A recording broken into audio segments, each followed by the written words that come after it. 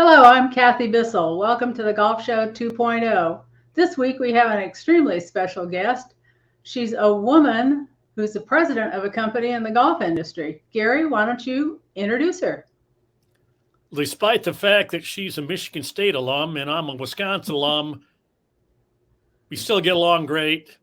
This is Jill Spiegel, president of PGA Superstores, my favorite golf store, big box golf store.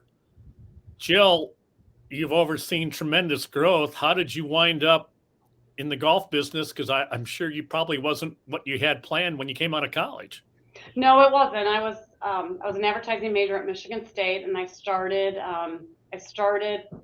with a department store right after I graduated, a division of Federated here in Atlanta, and I was there for 24 years. And when that consolidation happened, I went to another department store named Belk. So my whole background has been department stores, and I was hired at the PGA Tour Superstore mainly for that reason. They needed someone who understood soft goods, not necessarily somebody from the golf industry. So I knew retail. I didn't necessarily know golf, but I knew retail. I did grow up in a big golfing family, so I was familiar with the sport. So that was really the reason I was brought in. And you mentioned the growth. When I started, the company had just opened store number 11. And we opened store number 57 this past weekend in Milwaukee, Wisconsin. All those people from Wisconsin now have a place to shop, and we opened a store the weekend before in Cupertino, and we have one more to go in our fiscal year this year, another store in California. So the growth has been tremendous. It's been really fun to see, to go from 11 stores to 58, and we have plans to open another 8 next year, which will put us at 66 by the end of 2023. I hope one of them's coming in Pittsburgh soon, where I live, because I don't have one. Yeah, it's on our radar. It's on our radar. We do have a store in Philadelphia, but we're not in Pittsburgh quite yet. Well, that's a 5-hour drive, so it's not that convenient. We'll get there. We'll get there. Now, Jill, when you started with the PGA Tour Superstore, did you work at all on the hard goods aspect of it, or did you just focus 90% on soft goods? When I started, I had soft goods. I had apparel and footwear, and I had a counterpart running the hard goods side of the business. And, we really, between the two of us, we spent a few years really getting the structure in place. We had a lot of work to do, and, just some basic retail fundamentals we needed to get in place and build a team. And when we felt like we were in a good place with that, we decided he moved on to run stores, and I picked up hard goods at that point. So I've had all of merchandising since 2016 until my recent promotion. Well, that's fabulous. Well, Jill, the growth of golf hasn't really grown much, over the last 10 years. How was PGA Superstore able to grow so much when the game of golf kind of, maybe grew a little bit? Yeah, it's a good question, because you're right. It's, the golf industry tends to be up or down a couple points every year. And, we've stayed aggressive the whole time, and it's really a share game up until COVID. And, we had a big competitor named Golfsmith who went out of business in the end of 2016. And a lot of that volume ended up coming our way, and we took advantage of that. Regardless of what's going on, we've stayed very aggressive on a real estate front, as you can tell from the numbers that I just told you and the number of our store openings. So even during COVID, we opened 3 stores in 2020, and we opened 6 in 2021. And, during COVID, it has been a flat business up until then as a total industry, and the whole industry is up over 30% when you compare it back to 19. We're up over 90%, so we've gotten a lot more growth than the industry. Yeah, the numbers are incredible, but it's been really nice to see the whole industry get a lift, and there's a lot of stickiness that does not seem to be slowing down. I mean, there's been a little bit of give back this year, and that was to be expected coming off of a huge 20 and an even bigger 21. I mean, for our company in particular, we did more business the first half of 21 than we did the entire year in 2019. That's how much growth we had. That's unbelievable. I wanted to ask a question about the people that shop there. In retail, most of the shopping seems to be done by women. Mm-hmm. And a lot of times they're buying for a lot people other than themselves. They're buying for a whole family. If they're married, if if they aren't, they're buying for themselves and maybe friends. And so did you have to structure your stores differently than a store that is geared toward the male customer? Mhm. It's a little bit different. I mean, if you look at a department store, it's so multi-category, and Yeah. you just have so many different people coming in, whether it's cosmetics or lingerie or men's furnishings. Whereas, we have a customer coming into our store that's there to shop golf or shop tennis, because we do carry tennis in our stores as well. And you're right, we do get a lot more men in our stores at certain times of year. Right now, with it being the holidays, Christmas and Father's Day, you do get a lot of non-self purchasing, gift purchasing, but day in, day out, not during those holiday peaks, we do get a larger percentage of men. And the way we set up our stores right now, we have services in the front. So when you walk in, you're instantly greeted. You see that activity that's going on in our stores, and it's a really fun place. It's a fun place to shop. And I think one of the big differences between us and a department store is you already have someone who's interested in the category. So you have a lot of avids coming in or beginners who are wanting to take up the sport. They know that we're the place to go. Here's what I like about your store. I think your people realize that you're not just trying to sell a box of Wheaties. You're really selling a service. Mm-hmm. So if you fit someone wrong, even though you make a sale, that's not helping your business long run. No. And it seems like you've got more salespeople there who know what's going on versus my experiences with, say, Golf Galaxy. Yeah. And I feel like that's an important, it's a service business as much as I'm talking about the golf club, and you fit me right, then I'm happy. Now I'm coming back and getting, so do you have to go out of your way to find more people who are golf savvy and provide this service? Yeah, and if you ask me that, the top one or two things that sets us apart, number one is our people. And we always say, a lot of this comes from, Arthur Blank's philosophy is we're in the people business, not the transaction business. And I can't tell you how many times we've had people come inside our stores specifically to get fit. And we've had our fitters, my husband's one of them, not turned away, but said, hey, listen, I've put you in 3 different sets of irons, and it really doesn't seem to be making a difference. I think you need to spend a little bit more time working on your game, come back in a month after you've had a couple lessons or more time on the course, and let's give it another shot. He was full intention to buy a full set of bags and walked out with the driver, and that was it. So we don't want to just get the sale. We want to create the relationship. I recently had a friend who was fit in our store. I play golf with her at our club, and we have a great fitting facility, and she came and she was fit. And her father, who was purchasing the clubs for her for Christmas, was blown away by the experience. And, that's 2 or 3 customers in that family that will, next time they get fit, they're going to come to us. So it's a really good question, and it's a huge part of our philosophy. We want our stores to be beautiful and inviting, but the most important thing is that customers are leaving happy and they feel like, they've been fit properly. Now you have a lot of. Go ahead, Kathy. You have a lot of lessons that you give at the stores also, don't you? We have, yes. And you see when you go into our stores now, we're almost complete. We've built out a portion of our bays, fitting and instruction, and they're called the PGA Tour Superstore Studio. And it's an upgraded experience for fitting and for lessons. We have a lot of PGA professionals giving lessons in our stores. And we now have a world-class training facility inside our office where we have people come from our stores. Every week they're down there being trained because we want, it's an art and it's a science, and we want the fitting and we want the instruction to be consistent across stores, but everybody's got their own style, but we want to make sure everybody's trained, and it's hard to find good people. So, if you can find someone who's eager and motivated, we send them here to Atlanta and we get them trained. And we just opened it the middle of this year, and it's been really well received by our associates. Well, you're also providing services that green grass clubs, private clubs maybe are phasing out. For example, you can still probably get grips changed at your club, but if you need a club repair or a broken shaft or whatever, most of the courses in my area, ship those out to somebody like Golf Galaxy or whomever. So that's another service you provide where, you need expertise, and, that's a big area for you guys.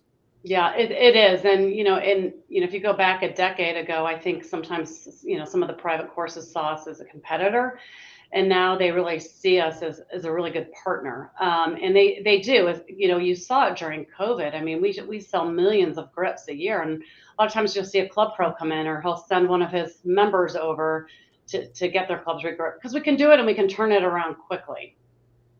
Can you tell us what's the state of the supply chain crisis as far as golf equipment? How bad was it at its worst? And, is it a lot better, a little better, no better? Where are you now? It's much better. And I've been asked this question a lot the last couple of years. If you were in our stores last year, first quarter, our iron walls were empty. There was a big issue there. The lead time on special orders, usually it's within a week. It was multiple weeks depending.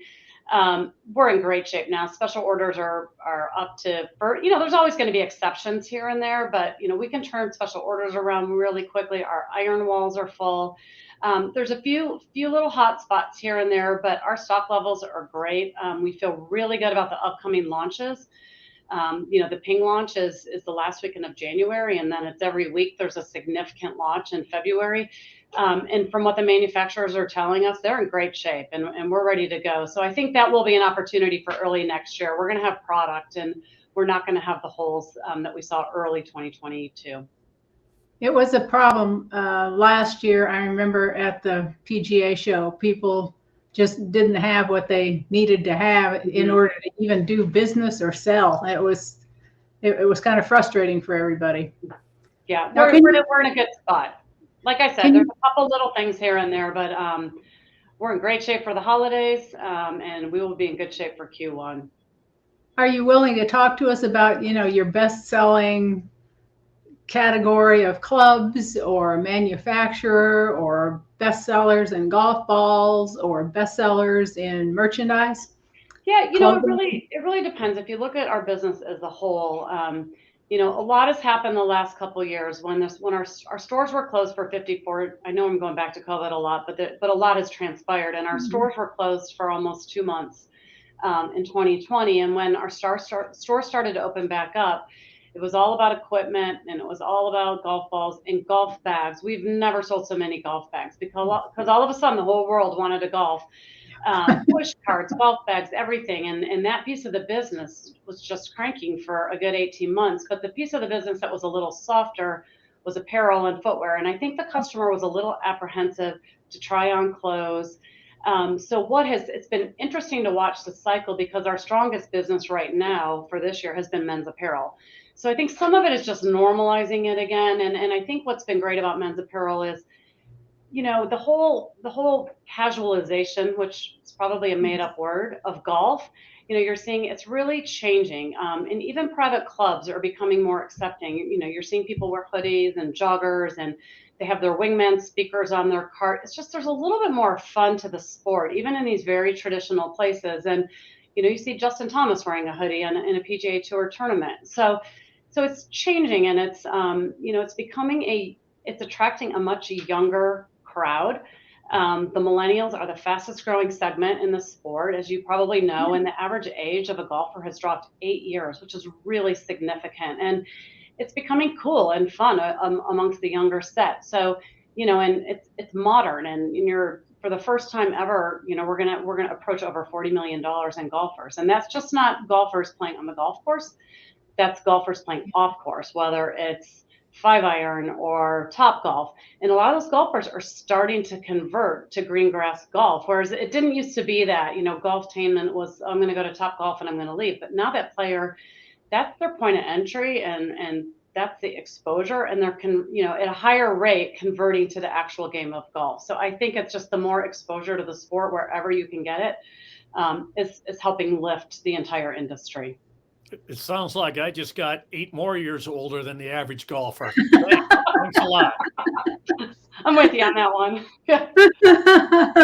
What is the average age at this point? It's in the mid-40s now. Okay, well that is about 8 to 10 years younger. Yeah, So and what else is changing too? I mentioned millennials, but we really focus on our women's business, not just apparel. We have incredible women's apparel departments, but in clubs across the store, we really focus on that business, and we want to over-index on women's, on juniors. We're really here to serve the whole family, and 25% of golfers now are women, and 40% of new golfers are women. So you're really seeing the demographics change as well. Women have long needed better golf clothes, and I'm Yeah. sure Yeah. they probably felt the same way. And the effort, the same for equipment. They needed better stuff that wasn't just men's stuff, kind of hand me down, same design. I don't know why it's taken so long for the manufacturers to recognize this part of the market. Yeah, we call it pink it and shrink it, which used to be the philosophy. Yes. You take a bestseller in men's and you would pink it and shrink it. And now these, all the apparel people, they have really good designers, male and female, but it's been a significant part of our growth. And we actually have some stores in our resort markets that sell more women's apparel than men's apparel. And when you look at an industry that's 75% male, that's pretty staggering to think. And some of those brands who you've heard us talk about before, Jamie Sadock and Tail, and we have a lot of newness too. We saw a lot of JL, Lily Pulitzer, and then your tried and true Adidas and Nike and Puma. But we have a really broad assortment, and you have to. It's a balance. You want to really represent the big brands, but you always want to be testing new brands because you don't know who the next big brand's going to be unless you're out there testing the waters. Here's a potentially stupid question. Since you're related to PGA Tour, has Live Golf caused any changes whatsoever in PGA Tour Superstores? I mean, no, not really. Did you have to take down any Dustin Johnson banners or anything like that? No, we're very aligned with the tour, and it's the name on the front of our store is a PGA Tour Superstore, and they're great partners, and we're really working closely with our manufacturers. And if a manufacturer is parting ways or changing their philosophy with an athlete, then we follow suit. And so there have been some changes in signage, but we work really closely with our OEMs on that. could you tell us what is the top selling driver for men and what is the top selling driver for women? Do you have those stats? You may not have them right in front of you, but it's hard to track women's because a lot of women buy men's drivers and they put in a women's shaft. So it's really hard to get your arms around that. Women's specific, there are manufacturers, Ping does a nice job, Callaway, they all do, producing women's product. And Reva Big Bertha was one of our best-selling drivers in women's. We've also sold a lot of package sets because we have a lot of, as I mentioned, 40% of beginners are women's. We'll sell over 11,000 package sets this year. And in men's, it's been the big guns. It's been Stealth. It's been the Ping G425 and Rogue ST. And you're going to see from Callaway, and you're going to see a lot of. And the new Titleist. Titleist launched. Their cadence is a little bit different. They just launched the new TSR series this past fall, and it's been incredible. The drivers and the woods. How do you keep up with all the new equipment and all the new additions of all the apparel and the shoes? How do you keep up with all that? Yeah, I have a really good team of merchants, and and that's what they do. And we have big stores. Our stores are anywhere from 25 to 60,000 square feet, but you can't carry everything, and you have to. We spend a lot of time evaluating everything. We call it like a style out, looking at all of it, and you go into some of our competitors, and they don't go as deep in the assortments as we do. We want to represent the best and have the most of it, but we also want to broaden our assortments than some of what you see, because it makes the shopping experience more interesting. So, but you have to be disciplined at the same time too. You can't carry everything from everybody. And with the amount of volume that we're doing per store now, we have to have a lot of depth on the top items as well. That's very important. Do you have any Greg Norman collection stuff in the stores? No, we do not. We have in the past, and at the moment we don't. Yeah, I would think. Yeah, that's pretty interesting. I would think he's in the. We actually haven't had it. We haven't had it for a while, so it's not a recent development. So how many rounds of golf do you play in a year, and what's your handicap? Oh, a lot. I didn't used to play a lot. I grew up in a golfing family. My parents were both golfers. My mom, actually behind me had a hole-in-one at about my age. And I dabbled a little bit as a teenager, and then raising my family, I didn't play at all. And when I came here, especially when I picked up hard goods, there was a lot more opportunity to play, and I knew I needed to get in there and learn the sport. And it's intimidating. You're going out there with scratch golfers, and I think I started as whatever the highest is you can have, a 36, and I cracked 20 last year. I got as low as 17 and a half. So I've had for the first time I broke 90 this year, I've had 4 rounds under 90. So that was a proud accomplishment. Now my next goal is congratulations. Yeah, that's way better than average I think the average women's handicap is 28 or something like that. Oh, is it? But it's really important for me. So to answer your question, I play at least every week, sometimes twice a week. So yes. I'll probably get close to it. Do you need an assistant? 100 rounds this year, I'm available. But it's great for me and I got my husband playing a couple of years ago as well. So it's from a personal level, it's fun. From a business perspective, it's really good too. And and studies show, women will tell you that it really helps their careers on a professional front. So that part's great. On a personal level, it's great. And I learn a lot about my job when I'm out on the golf course. Nobody holds back on what they want to tell me, either about the store or on golf in general. I hear it all. So it's really helpful for me to actually play golf and to be out there listening to because that's the customer. I'm playing with the customer every week. What's your single greatest golf moment, whether it's a single shot or one round, or what's your greatest moment? Or something you went to, or? I would say this year and unfortunately my husband was in the foursome in front of me. It was guys against girls, and I had my first eagle. Nice. Yeah. So as of late, that's probably. Well, did you make a long putt? How did you do it? No, I had a great drive. It went all the way to the bottom of the hill, and I was 69 yards out, and I got out my Bokeh wedge, and I had a really pretty shot. And my friend said, "What club did you just use?" And I told her, and then my friend and my other friend turned around and started having a conversation, and I watched my ball go in the hole. They didn't even watch. But it was exciting. I haven't had one. I'm happy to have a birdie, let alone an eagle. So that's probably it. Waiting for a hole-in-one, but those don't come very often. Have you? You're not really officially a golfer until you've gone on some kind of golf trip, either with buddies or spouses or whatever. Have you made a golf trip? I have. I've had a few for work.